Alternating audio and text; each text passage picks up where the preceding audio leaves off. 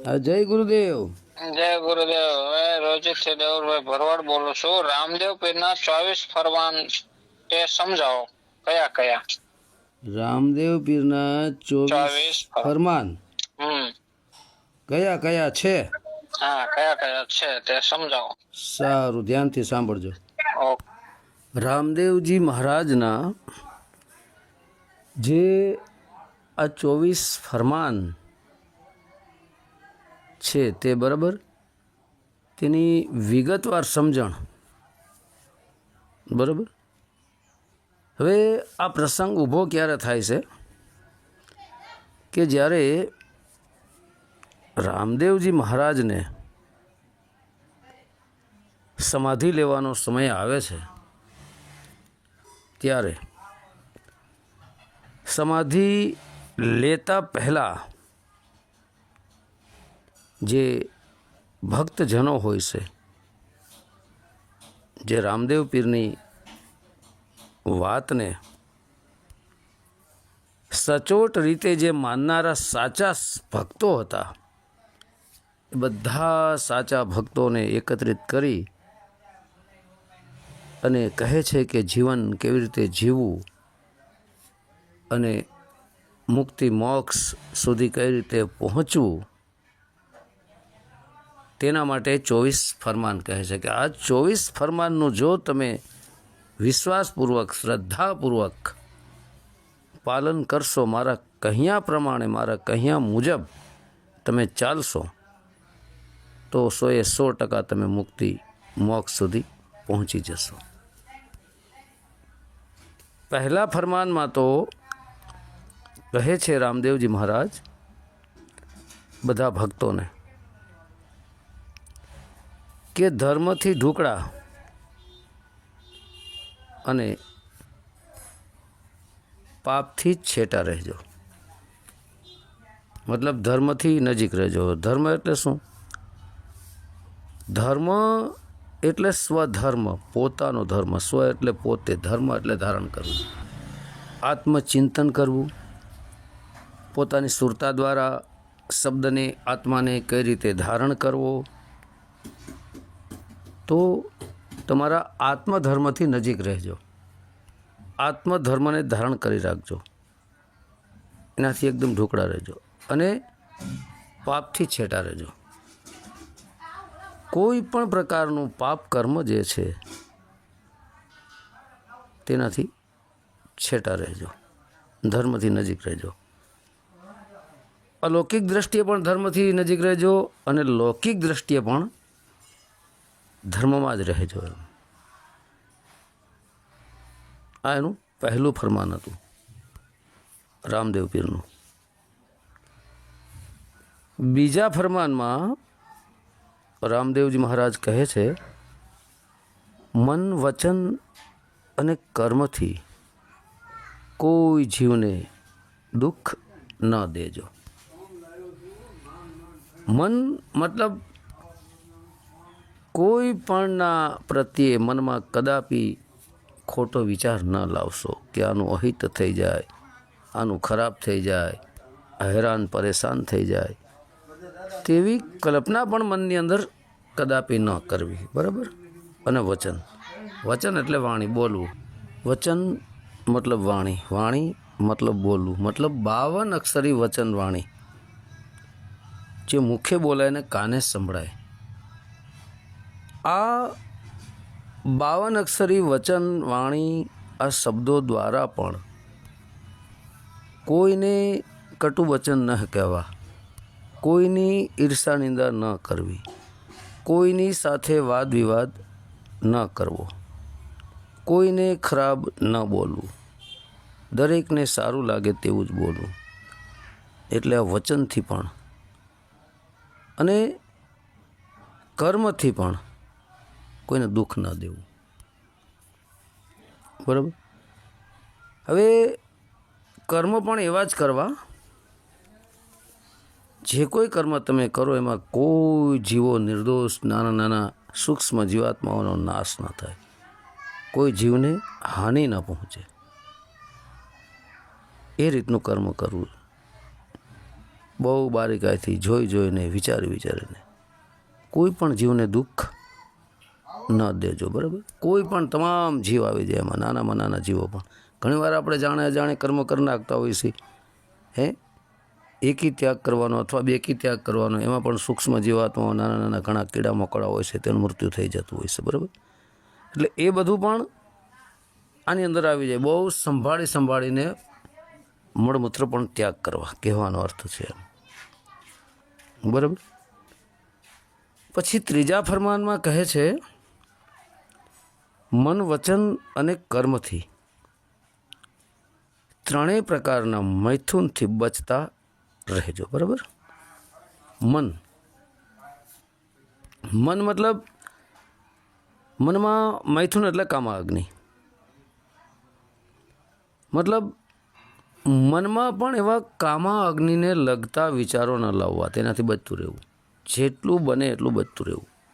અરે 100% બચતું જ રહેવું. મનમાં ખોટા કામા અગ્નિ પ્રત્યેના, મૈથુન પ્રત્યેના વિચારને સ્થાન આપશો જ નહીં, અંદર આવવા જ ન દેશો, એવા વિચારો કરવા જ નહીં. અને વચન એટલે બોલવું, વાણી, ભાવન અક્ષરી વચન દ્વારા પણ આ મૈથુનને લગતી કોઈ પણ વાત કોઈ સ્ત્રી સાથે ન કરવી, અથવા સ્ત્રી હોય તો પુરુષ સાથે ન કરવી, અથવા સ્ત્રી ન કરવી, બેયને વાત, અથવા પુરુષને બેયને પણ આવી વાતો, આવી વચન નહીં બોલવાનું જે કામા અગ્નિને લગતા હોય, મૈથુનને લગતા હોય, બરાબર? એવા કર્મોથી તમે બચતા રહેજો. અને કર્મથી, મન, વચન અને કર્મથી પણ મૈથુનથી બચતા રહેજો.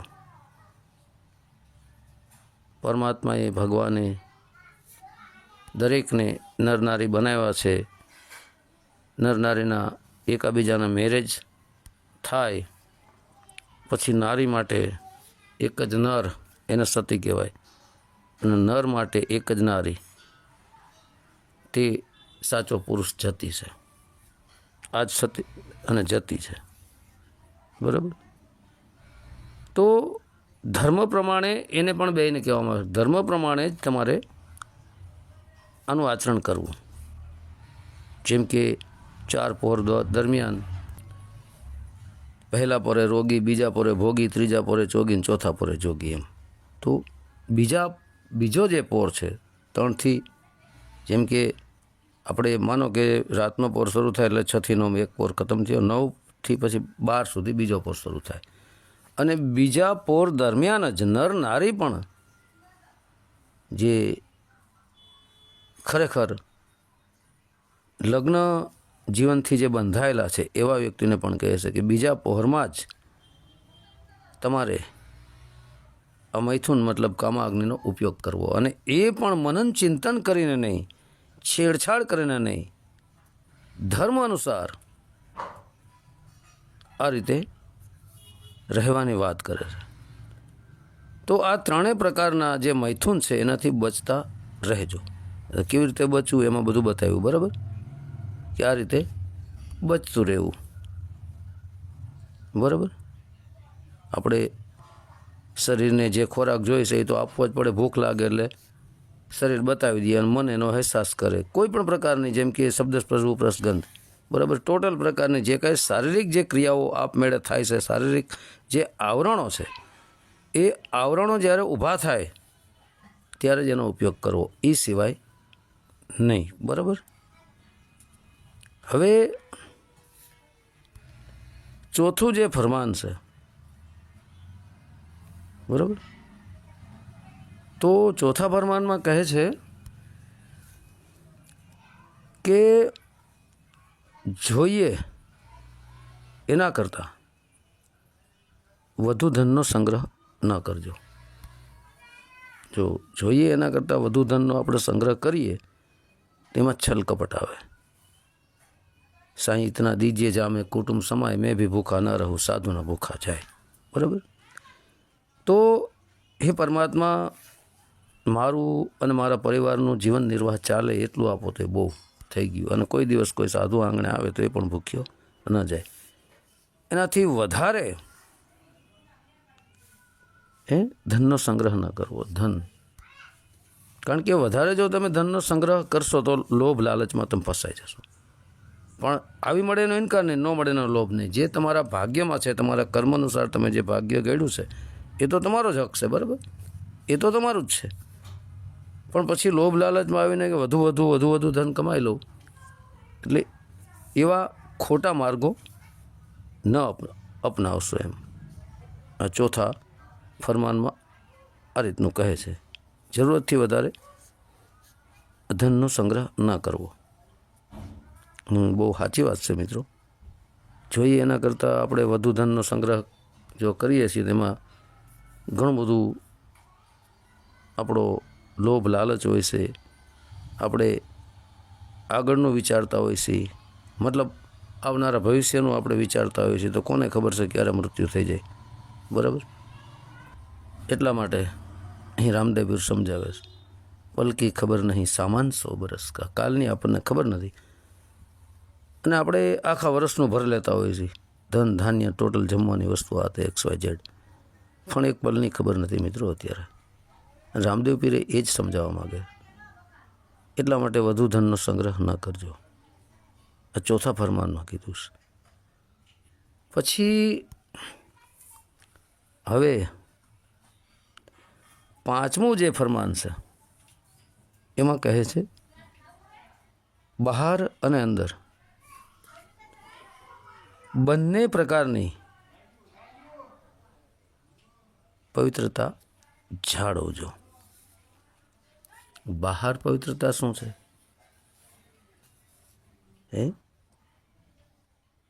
બહાર જે પવિત્રતા છે, તમારી દિનચર્યા એકદમ પવિત્ર રાખો, તમારા વિચારો પણ પવિત્ર રાખો, તમારી વાણી પણ પવિત્ર રાખો, તમારા કર્મો પણ પવિત્ર રાખો, બરાબર.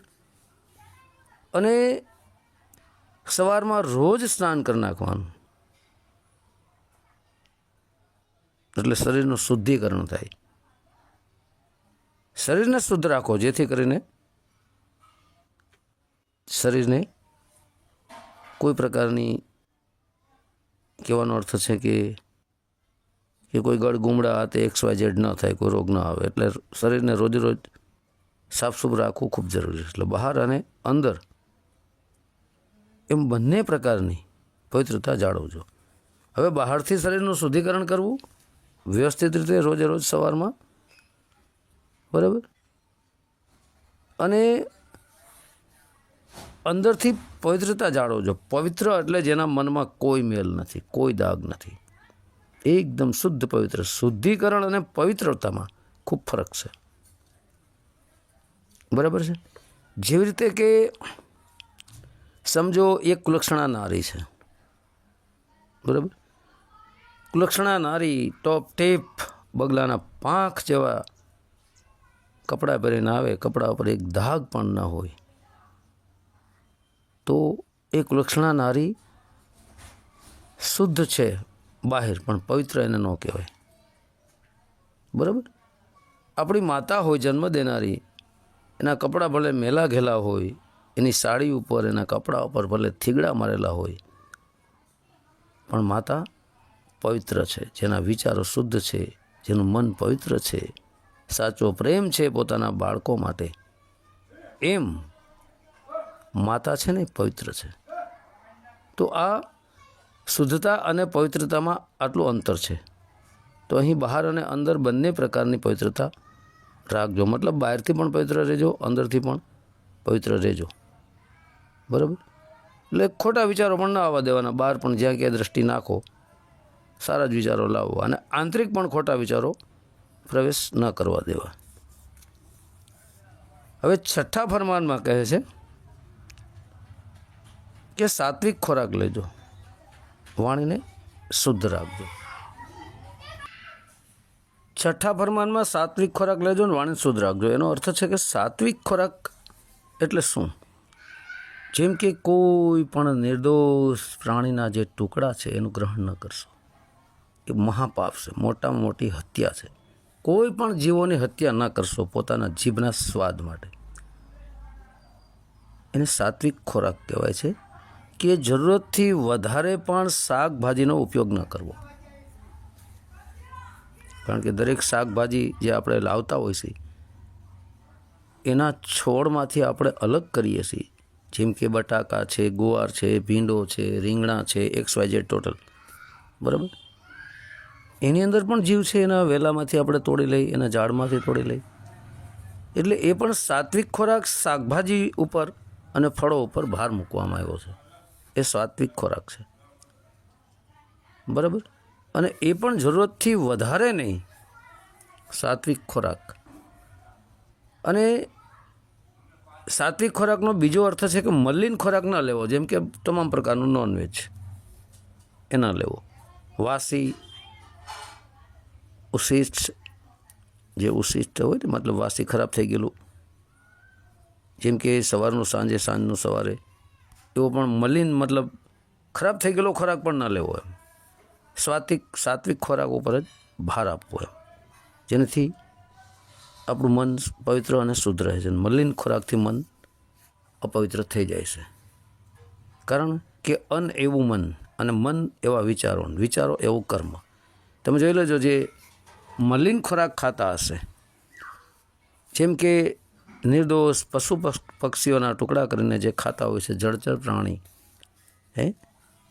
અન્ય પક્ષીઓ, અન્ય પશુઓ,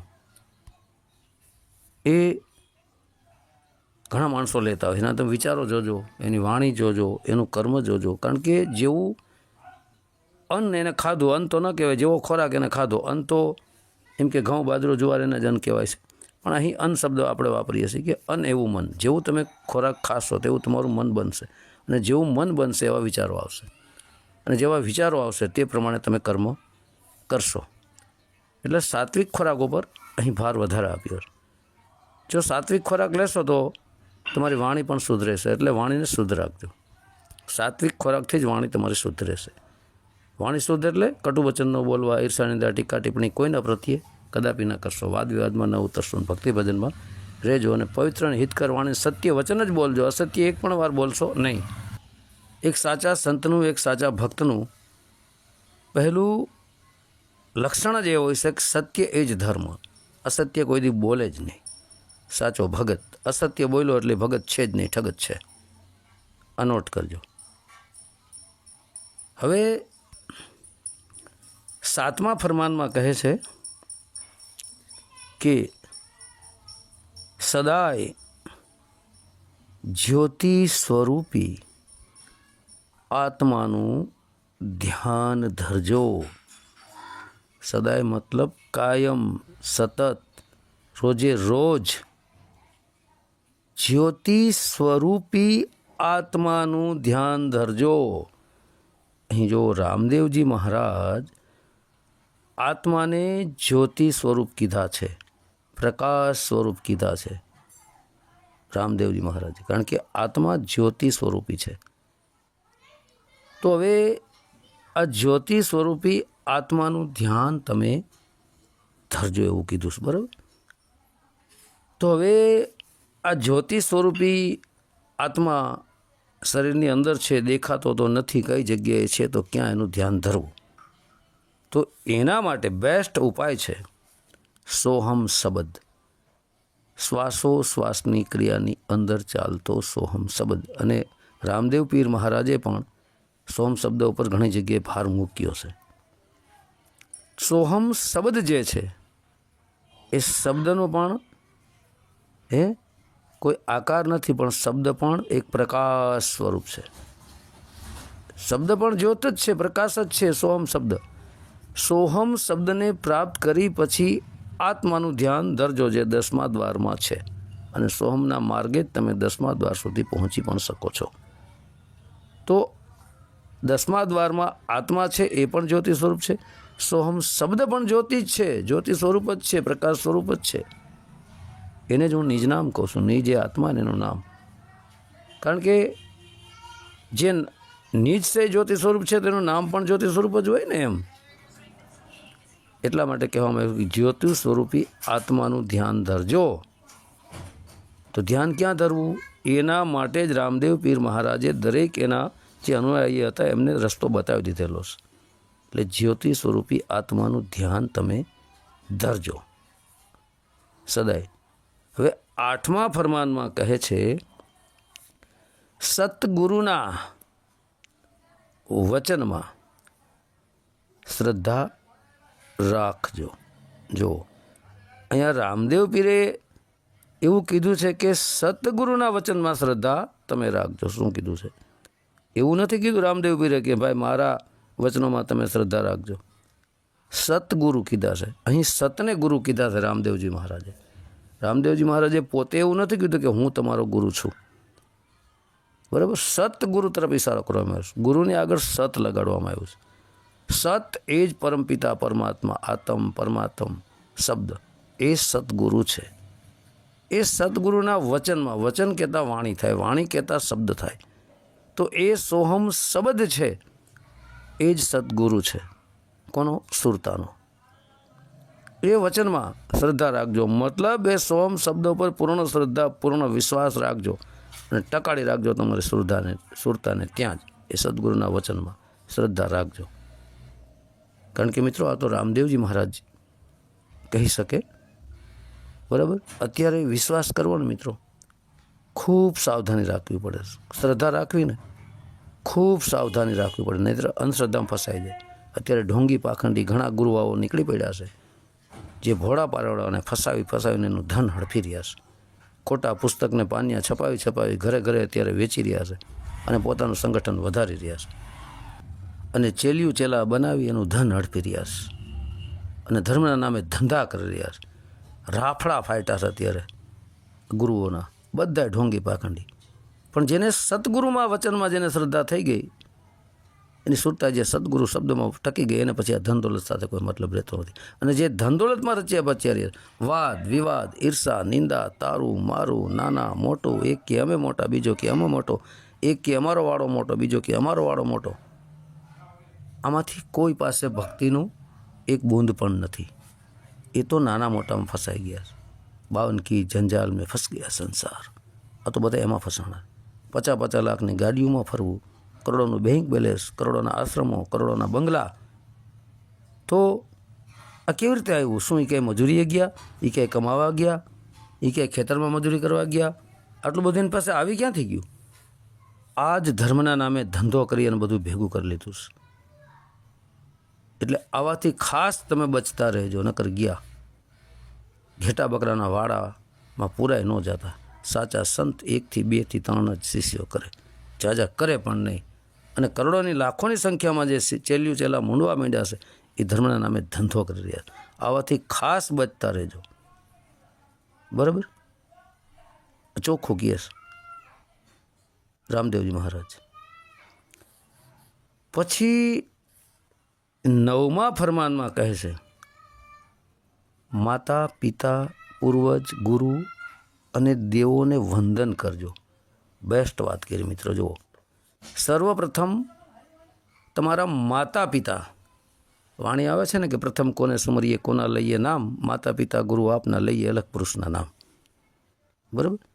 તો પ્રથમ માતા પિતા, એટલે માતા પિતાની પણ તમે સેવા કરજો મિત્રો, તન મન ને ધનથી. કોઈ ઢોંગી પાખંડી ગુરુઓના પૂછડા પકડીને એની પાછળ દોડવા ન માંડતા. પહેલાં તમારે માતા પિતાનું ધ્યાન રાખજો, જેને તમને જન્મ આપ્યો છે, જેને 9 મહિના પેટમાં રાખી માતાએ અને પિતાએ મજૂરી કરીને તમને મોટા કર્યા છે. માતા પિતા તરફ ધ્યાન દેજો મિત્રો. જો માતા પિતાને તમે ધ્યાન નહીં દો, તમે ગમે ત્યાં તમે ગમે એટલા ગુરુ કરશો, પરમાત્મા બધું જોવે જ છે.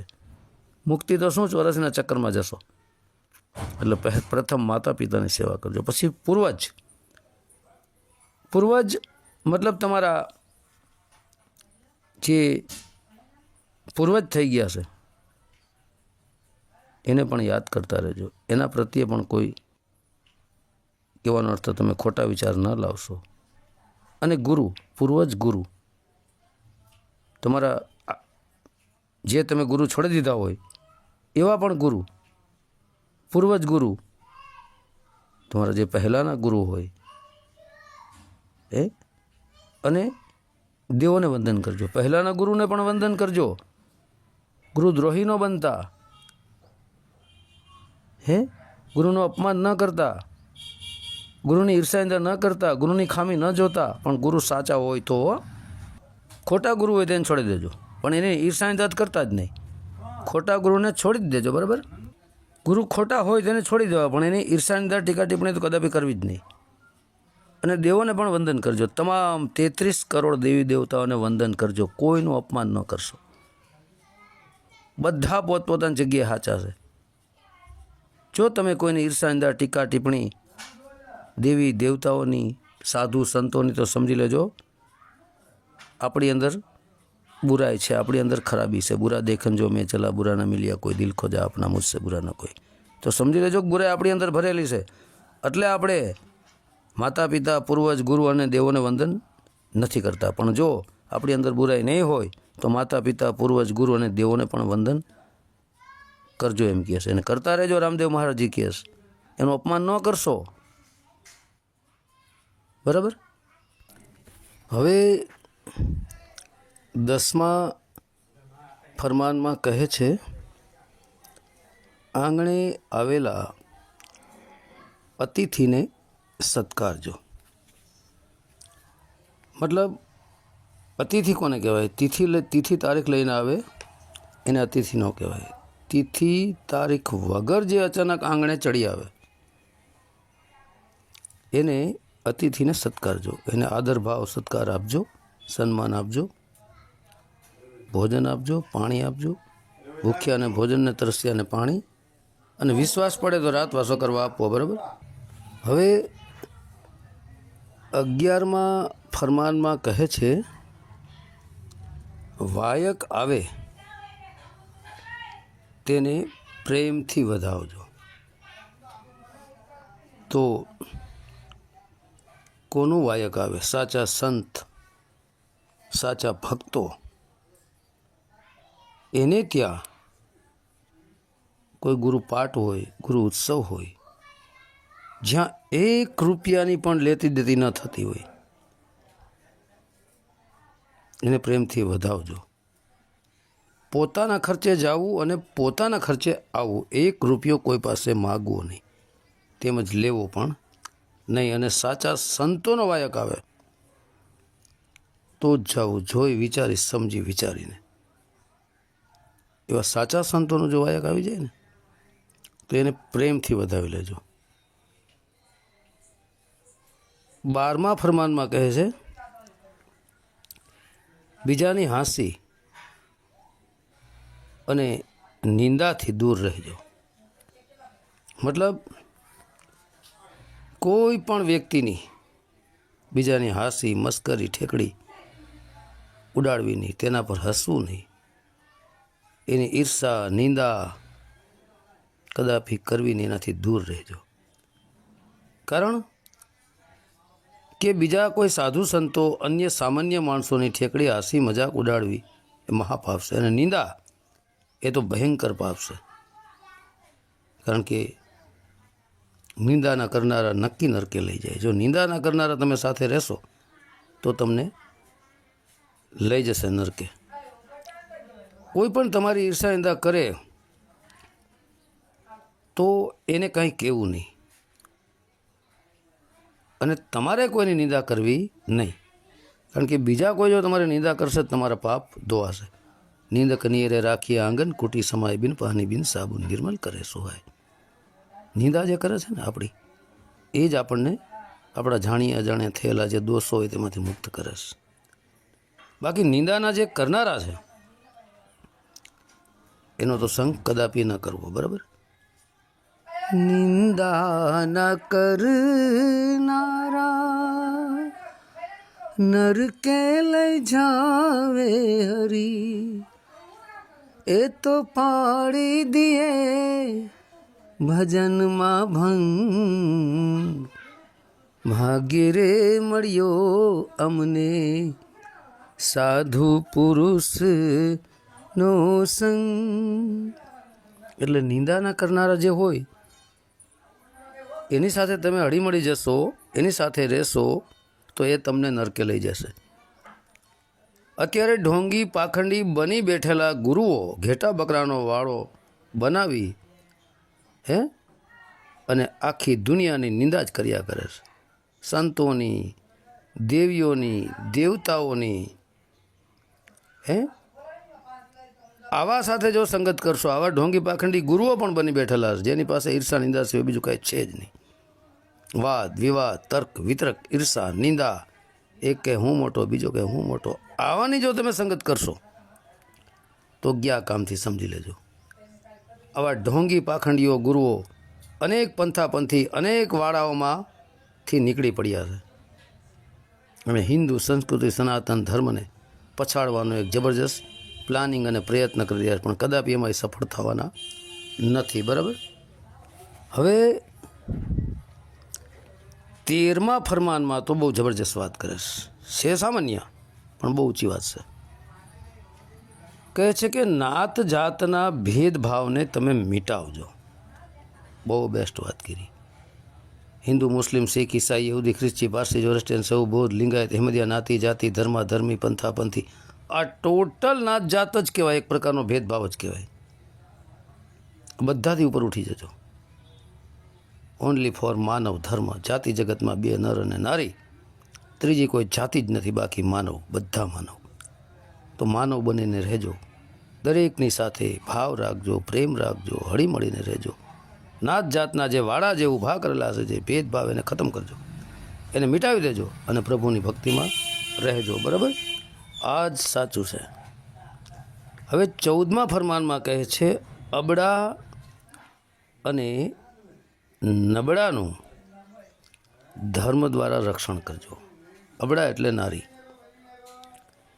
તમારા ગામની અંદર બેનું દીકરીઓની રક્ષા કરજો, એનું ધ્યાન રાખજો. ખાસ ધ્યાન રાખવું જરૂરી છે, કારણ કે ગાય અને અબળા બેનું દીકરીઓની રક્ષા કરવી મોટામાં મોટો ધર્મ છે. અને નબળાનું, જે કોઈ ગરીબ હીન દિનહીન દુખીઓ બાપડો હોય તો ધર્મ દ્વારા રક્ષણ કરજો. તમારો ધર્મ છે, તમે સર્વપ્રથમ માનવ છો તો તમારો માનવ ધર્મ છે કે દરેક જીવો પ્રત્યે દયા રાખવી, ભાવ રાખવો, પ્રેમ રાખવો. તમારા ધર્મનું તમે પાલન કરજો. એ ધર્મ દ્વારા તમે રક્ષણ કરજો. તમારા ધર્મનું, તમારા કર્તવ્યનું, તમારા ફરજનું પાલન કરજો અને રક્ષણ કરજો. હવે 15મા ફરમાનમાં કહે છે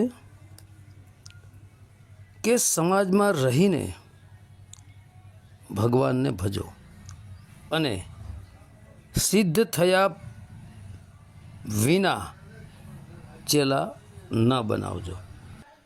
15મું જે ફરમાન છે ને મિત્રો, એ બહુ જબરજસ્ત સાવધાન કરે છે આપણને, ચેતવણી આપે છે ગુરુને અને શિષ્યને બેયને. સમાજમાં રહીને ભગવાનને ભજો અને સિદ્ધ થયા વિના ચેલા ચેલીઓ ન બનાવતા. ના પાડી. જુઓ, ક્યાંય જંગલમાં જવાની જરૂર નથી, ઘર બહાર છોડીને જવાની જરૂર નથી. સમાજમાં, સંસારમાં રહીને જ તમે ભગવાનની ભક્તિ કરી શકો છો. અને સિદ્ધ થયા વિના, જ્યાં સુધી આત્મ પરમાત્મ શબ્દની ઓળખાણ ન થાય, જ્ઞાન ન થાય, ત્યાં સુધી ચેલા ચેલીઓ ન બનાવશો. આ નોટ કરજો મિત્રો.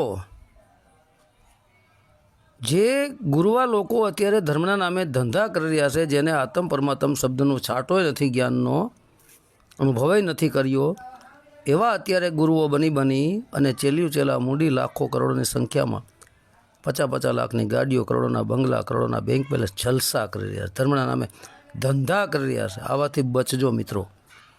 ખોટા પુસ્તકને પાનિયા છપાવીને ઘરે ઘરે ફરીને લોકોને ફસાવી રહ્યા છે. આવાથી સાવધાન થઈ જજો.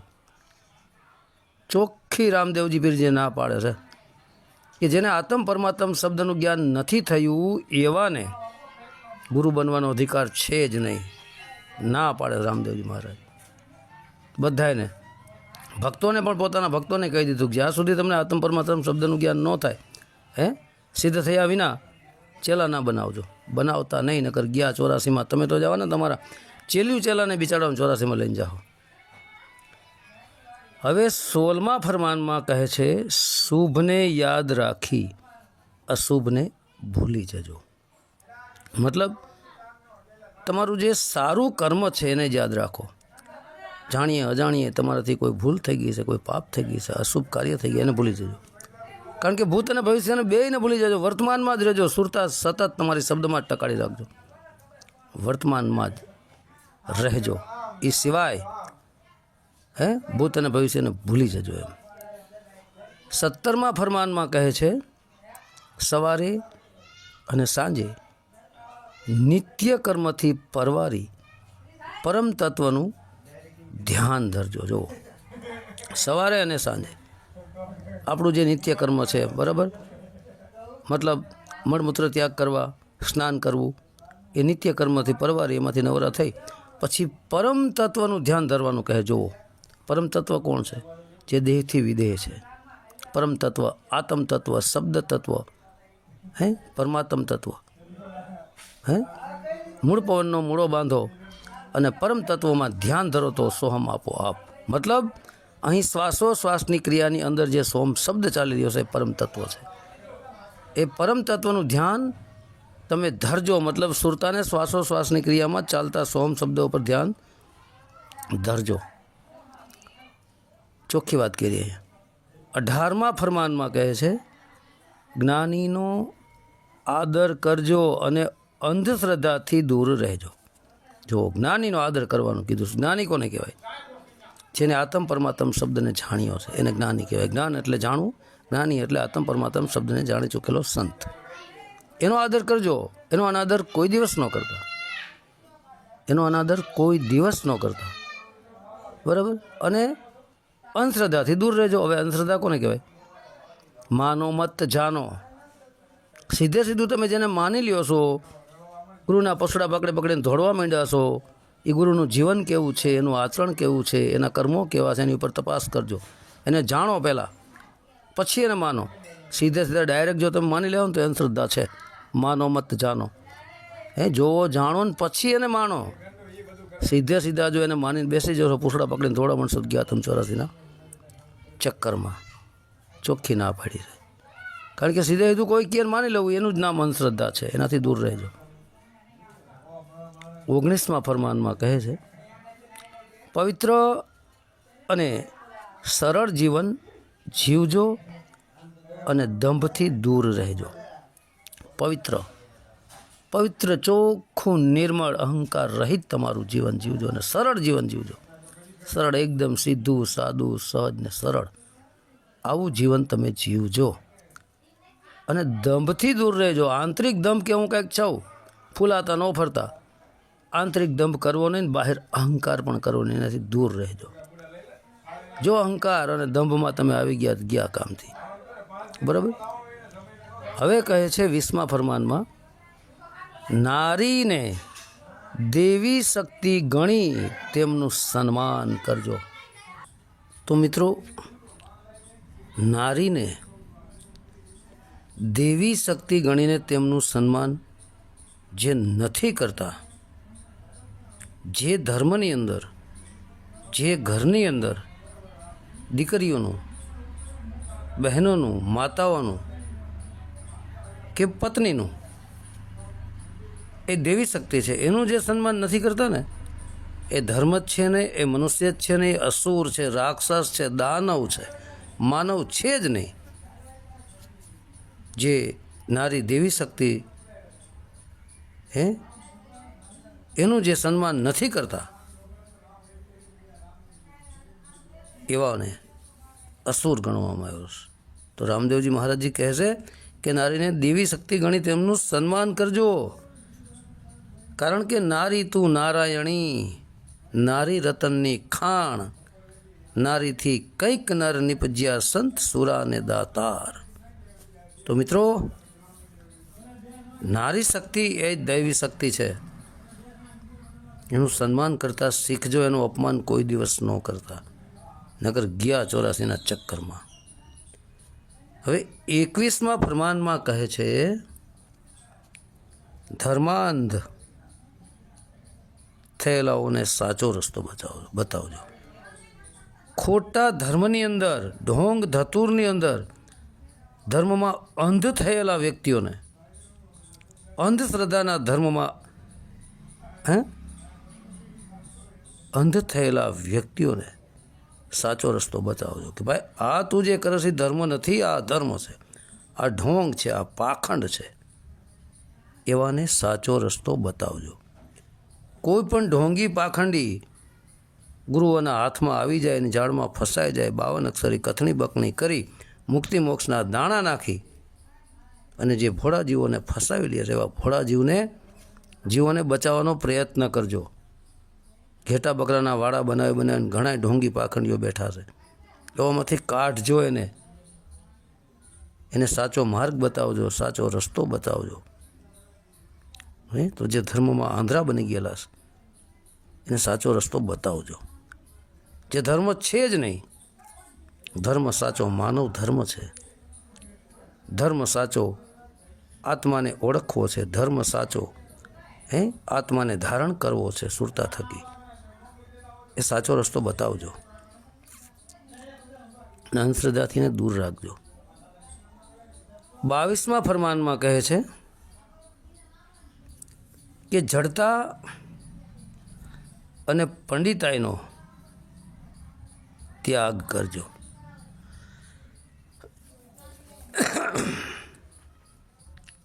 હવે 23મા ફરમાનમાં કહે છે કે પાટે કોટવાલ તરીકે ફક્ત નીચલા કુળમાં જન્મેલા સાચા જ્ઞાનીને જ રાખજો.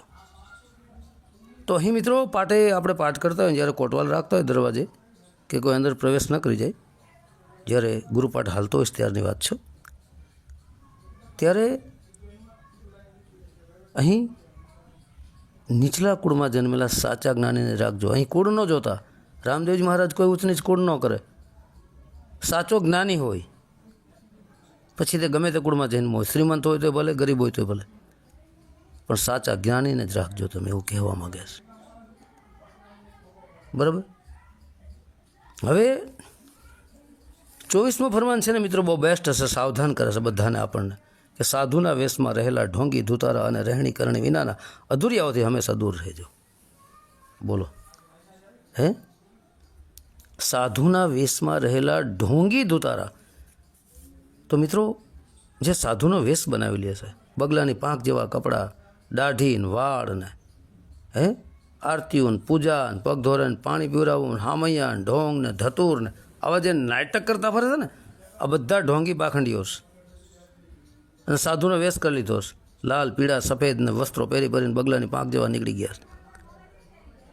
આ સાધુના વેશમાં જે રહેલા છે ને ઢોંગી ધૂતારા છે, જે ચેલ્યું ચેલા બનાવીને જેનું ધન જ હડપે છે, 50 લાખની ગાડીને, કરોડોના બંગલા ને કરોડોનું બેંક બેલેન્સ ને દેશ વિદેશમાં જલસા કરવા આવા બધા ઢોંગી ધૂતારાઓથી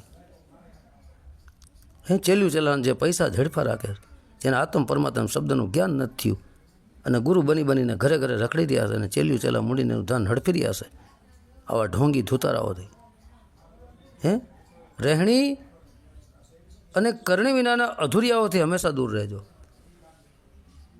જેની પાસે સત્યની રહેણી નથી, જેની સુરતા શબ્દ લીન નથી, અને કરણી સત્યની કરણી પણ જેની અંદર નથી, જે રહેણીના ઘરમાં નથી, એવા અધૂરિયાઓ છે ને એનાથી તો હંમેશા દૂર રહેજો. ચોખ્ખી ના પાડે. સાધુ જોઈને ભરમાઈ ન જતા, વેશ જોઈને ભરમાઈ ન જતા. જેની અંદર મિત્રો કાંઈ હોય ને એને વેસ્ટ કરવાની કાંઈ જરૂર નથી. અને જે વેસ્ટ કરે છે ને સમજી લેજો એની અંદર કાંઈ નથી હોતું, કોરો બકવાસ હોય છે, બરાબર. તો હવે દેવરભાઈ 24 ફરમાન મેં તમને વિગતવાર સમજણ આપી, બરાબર. તો આ 24 ફરમાન પ્રમાણે જે ચાલે છે તે જ સાચો સંત છે, બાકી કોઈ સંત નહીં. આ રામદેવ પીરના 24 આજ્ઞાનું જે પાલન કરે છે, 24 ફરમાનનું જે પાલન કરે છે અને રસ્તે ચાલે છે તેને જ સંત કહેવાય.